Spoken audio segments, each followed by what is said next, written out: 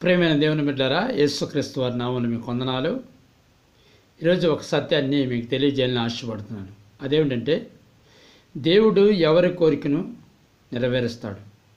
చాలామందికి చాలా కోరికలు ఉంటాయి, ఎన్నో కోరికలు ఉంటాయి. ఒక్కొక్కరికి ఒక కోరిక ఉంటుంది. కోరిక లేని మనిషి ఈ లోకంలో ఎవరూ లేరు. అయితే దేవుడు ఎవరి కోరికను దేవుడు నెరవేరుస్తాడు. ఎటువంటి వారి కోరికను దేవుడు నెరవేరుస్తాడనే విషయాన్ని మనం ఈరోజు తెలుసుకుందాం. చూడండి, కీర్తన గ్రంథము 20వ అధ్యాయము 4వ వచనం.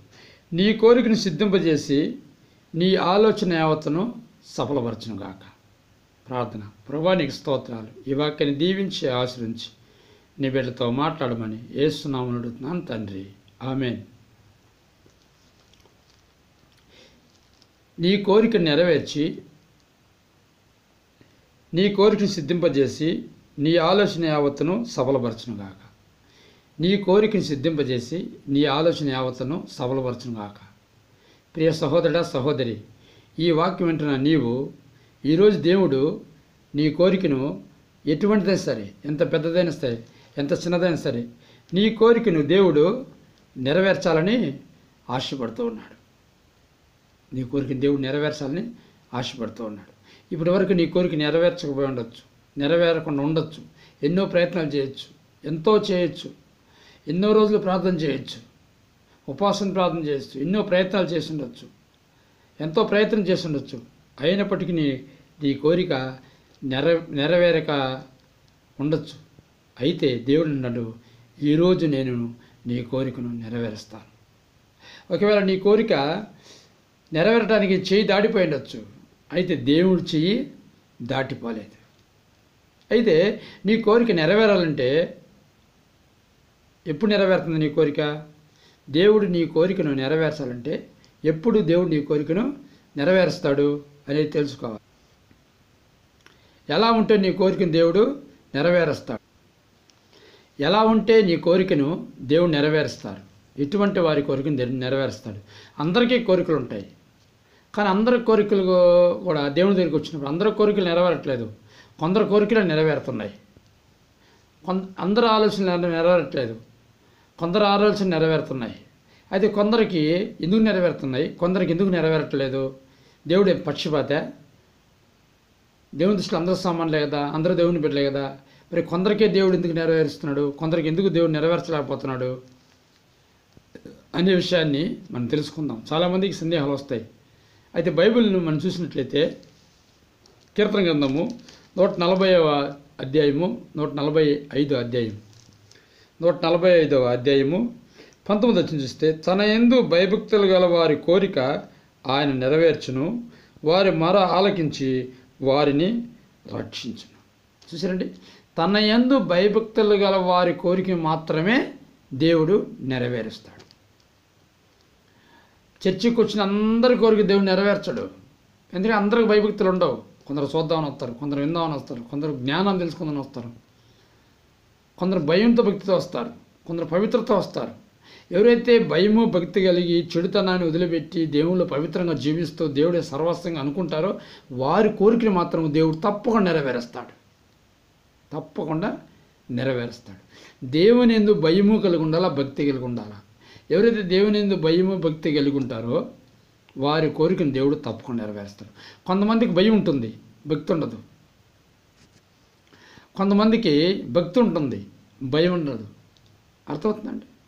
కొంతమందికి భక్తి ఉంటుంది, భయం ఉండదు. కొంతమందికి భయం ఉంటుంది, భక్తి ఉండదు.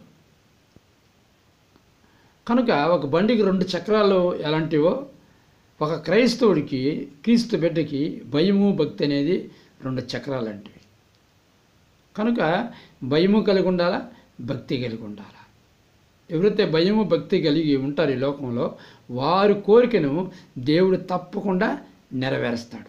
చాలామంది దేవుని మాట ప్రకారం జీవించకుండా, భయం భక్తి లేకుండా దేవుని సిందకు వచ్చి నా కోరిక దేవుడు నెరవేర్చట్లేదు అని చాలామంది బాధపడుతూ ఉంటారు, దేవునితో వ్యసన పడుతుంటారు.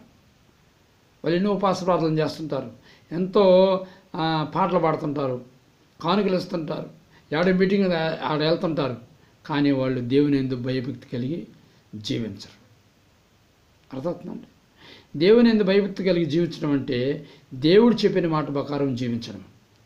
ఎవరైతే దేవుని చెప్పిన మాట ప్రకారం జీవిస్తారో వారి కోరికను దేవుడు తప్పకుండా తీరుస్తాడు. ఎటువంటి కోరికైనా సరే దేవుడు తప్పకుండా తీరుస్తాడు.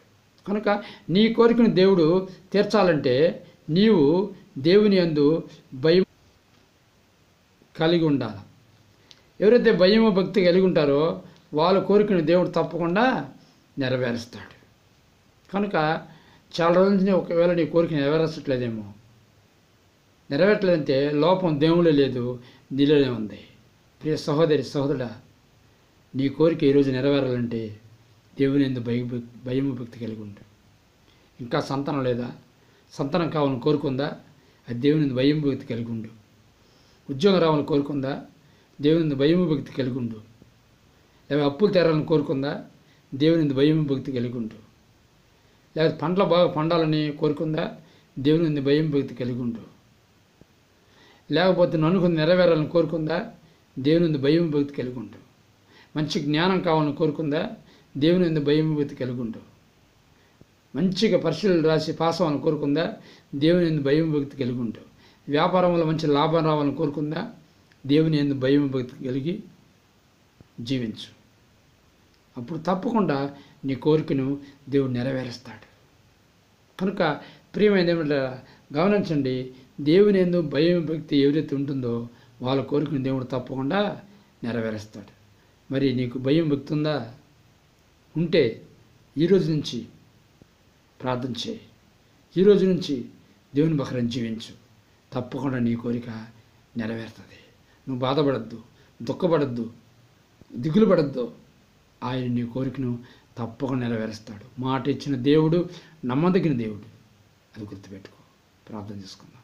పరిశుద్ధుడైన తండ్రి, ప్రేమగల దేవ, ఎవరైతే కోరుకుంటున్నారో కోరికని అది ఎటువంటిదైనా సరే మంచిదైతే ప్రభా తప్పకుండా ఆ కోరిక నెరవేర్చమని, కోరిక నెరవేర్చాలంటే ప్రభా భయం భక్తి కలిగి నీలో జీవించే కృప దయచేయమని, ఎవరైతే నాయన ఈ వాక్యం విని ఇప్పుడే నాయన తల ఉంచి కన్నీరు విడిచి ప్రార్థన చేస్తున్నారో వారి ప్రార్థన ఆలకించి వారి కోరిక నెరవేర్చమని, నెరవేర్చిన వందనాలు తెలుస్తూ యేసు నామములో అడుగుతున్నా తండ్రి, ఆమేన్.